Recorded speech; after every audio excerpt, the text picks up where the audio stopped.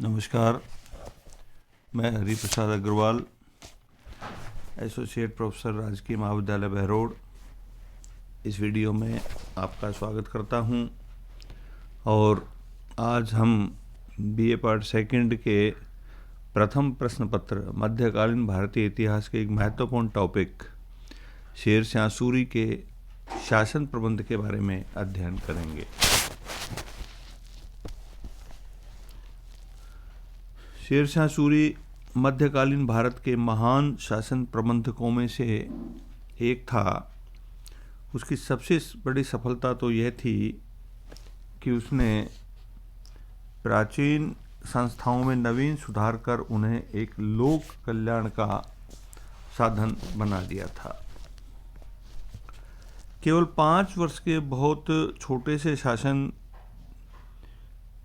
के समय में उसने इतने सुधार किए कि उससे पता चलता है कि शासन करने के लिए उसमें बहुत बड़ी योग्यता थी। हम उसके शासन प्रबंध के अंतर्गत सबसे पहले शेरशाह के केंद्रीय शासन प्रबंध के बारे में अध्ययन करेंगे। दिल्ली सल्तनत के शासकों की भांति शेरशाह भी एक निरंकुश शासक था और उसकी शक्ति एवं सत्ता अपरिमित थी। शासन नीति और दीवानी तथा फौजदारी मामलों के संचालन की शक्तियां उसी के हाथों में केंद्रित थी। उसके मंत्री स्वयं निर्णय नहीं लेते थे, बल्कि केवल उसकी आज्ञा का पालन करते थे और उसके द्वारा दिए गए कार्यों की ही पूर्ति करते थे। वास्तव में शासन की समस्त संपूर्ण शक्तियां शेरशाह के हाथों में केंद्रित थी। उसने अपने प्रशासनिक कार्यों को सुचारू रूप से चलाने के लिए विभिन्न विभागों को विभिन्न अधिकारियों में बांट रखा था। अब हम उनके केंद्रीय शासन में जो विभिन्न अधिकारी और विभाग थे, उनके मंत्री थे, उनके बारे में अध्ययन करेंगे। और उसमें सबसे प्रमुख जो मंत्रालय आता था, विभाग आता था, वो आता था दीवान वजारत। इस विभाग का मंत्री वजीर कहलाता था और वित्त और लगान संबंधी कार्य करता था। साम्राज्य के आय और व्यय की संबंधी समस्त प्रबंध उसी की देखरेख में होता था। वह सामान्य रूप से अन्य विभागों का निरीक्षण भी कर सकता था। मालगुजारी विभाग की कार्य पद्धति से पूर्ण रूपेण परिचित होने के कारण शेरशाह इस विभाग के कामों में स्वयं विशेष दिलचस्पी भी लेता था। दूसरा जो प्रमुख विभाग था वो था दीवान आरिज। यह विभाग आरिजे ममालिक के अधीन होता था। सेना का अनुशासन, प्रबंध और भर्ती का कार्य उसी के सुपुर्द था। सेना में वेतन वितरण का प्रबंध भी उसे ही करना पड़ता था। तीसरा जो प्रमुख विभाग होता था वो था दीवान रसातल। यह विदेश मंत्री के अधीन था। विदेशों से आने और जाने वाले राजदूतों और राज प्रतिनिधि मंडलों से संपर्क स्थापित करना इसका प्रमुख कर्तव्य था। कूटनीतिक पत्र व्यवहार भी इसे ही संभालना होता था। चौथा जो प्रमुख विभाग था वो था दीवान इंशा।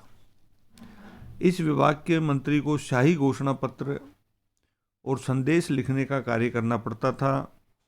गवर्नरों तथा स्थानीय अधिकारियों से पत्र व्यवहार करना तथा सरकारी रिकॉर्ड को संभाल कर रखने का कार्य इसी का था।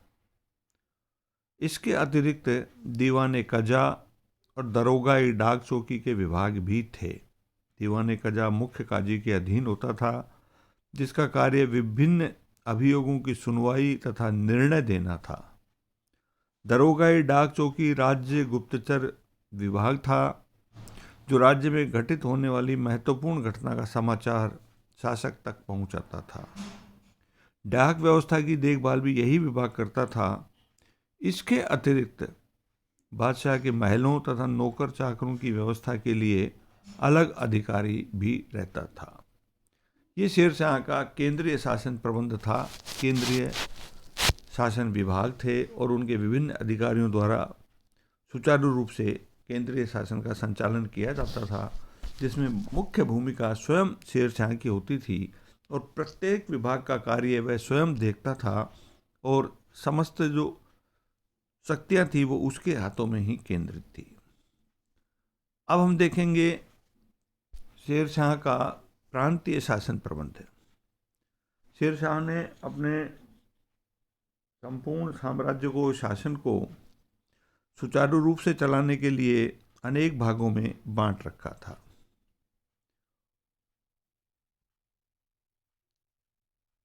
शेरशाह की प्रांतीय शासन के विषय में डॉक्टर कानून गो का कहना है कि उस समय राज्य में सरकार सबसे बड़ा खंड कहलाता था, किंतु डॉक्टर परमात्मा शरण के अनुसार प्रांत अकबर से पहले भी विद्यमान थे और यह कहना गलत है कि प्रशासन के लिए सरकार एक सबसे बड़ा खंड था। इस तरह विद्वानों में थोड़ा सा मतभेद है इस बात को लेकर के, लेकिन इतना निश्चित रूप से माना जा सकता है कि सरकार ऐसे प्रशासनिक खंड थे जो प्रांतों से मिलते जुलते थे और जो एकता भी माने जा सकते हैं और प्रमुख अधिकारियों के अधीन होते थे। और शेरशाह के समय फौजी गवर्नरों की नियुक्तियां भी होती थी। फिर भी शेरशाह के प्रांतीय प्रशासन का विवरण बहुत ज़्यादा स्पष्ट नहीं है, लेकिन हम ये मान सकते हैं कि उसने अपने केंद्रीय साम्राज्य को प्रांतों यानी जिनको हम सरकार कह सकते हैं उसमें विभाजित किया था। अब हम सरकार के बारे में थोड़ा सा अध्ययन करेंगे।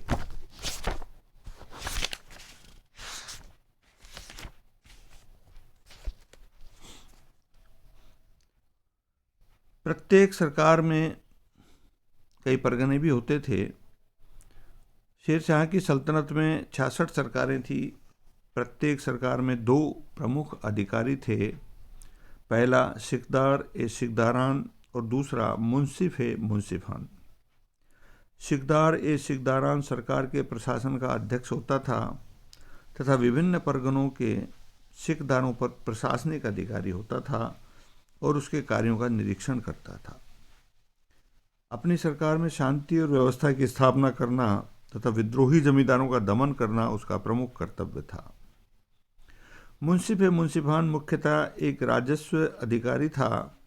अपने अंतर्गत राज्य के राजस्व वसूली करना, दीवानी मुकदमों का फैसला करना और अपने अधीन मुंसिफों के कार्यों की देखभाल करना उसके कर्तव्य थे। शेरशाह ने प्रत्येक परगने में एक सिकदार, एक अमीन, एक फौजदार यानी खजांची और 2 कारकुन यानी लिपिक नियुक्त किए थे। सिकदार के साथ एक सैनिक दस्ता होता था और परगने में शांति स्थापित रखना उसका कर्तव्य था।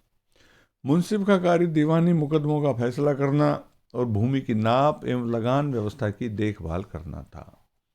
इसके अतिरिक्त एक कानूनगो भी होता था जो अर्ध सरकारी अधिकारी माना जाता था और परगने के लगान संबंधी मामलों की पूरी जानकारी रखता था। कारकुनों का मुख्य कार्य राजस्व का लेखा जोखा रखना होता था।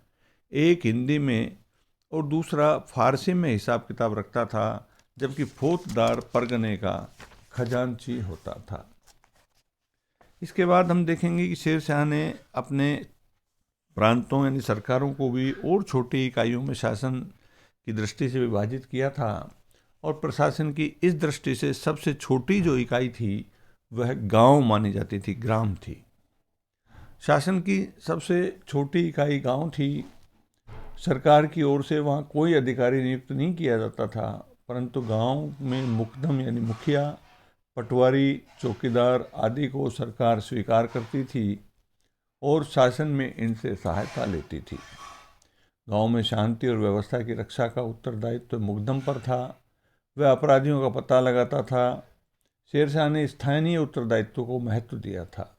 वह जानता था कि चोरी डकैती जो होती है उसमें स्थानीय अधिकारियों का हाथ होता है, अतः मुकदम अपराधियों को पकड़ने में असफल रहता तो उसे कठोर दंड देने की व्यवस्था की गई थी। मुकदम के अतिरिक्त पटवारी और चौकीदार भी होते थे। पटवारी भूमि कर का लेखा रखता था तथा चौकीदार उसकी सहायता करता था। वयस्क और बुजुर्ग लोगों की गांव में एक पंचायत होती थी जो गांव की व्यवस्था के साथ गांव के आपसी झगड़ों का निपटारा भी करती थी। इस प्रकार शेरशाह ने अपने केंद्रीय शासन से लेकर के सबसे छोटी इकाई गांव तक के शासन व्यवस्था को सुचारू रूप से संचालित करने के लिए बहुत ही बुद्धिमत्ता से और श्रेष्ठता के साथ एक उत्तम व्यवस्था का निर्माण किया था। और इसीलिए शेरशाह के बारे में ये कहा जाता है अक्सर कि शेरशाह भारत में एक अच्छी प्रशासनिक प्रणाली का संस्थापक था और अकबर और आने वाले समस्त मुगल सम्राटों ने मुख्य रूप से इसी शासन प्रणाली पर आधारित अपनी शासन संरचना का निर्माण किया था। और इस दृष्टि से चूँकि अकबर ने शेरशाह की शासन प्रणाली का अनुगमन किया था, इसलिए शेरशाह सूरी को अकबर का अग्रगामी भी इसी रूप में कहा जाता है। इस प्रकार ये शेरशाह की शासन प्रणाली का हमने अध्ययन किया और अब हम अगले वीडियो में इससे आगे शेरशाह के जो अन्य भू राजस्व संबंधी और सेना संबंधी और लोक कल्याणकारी संबंधी जो कार्य थे उनका अध्ययन करेंगे। धन्यवाद।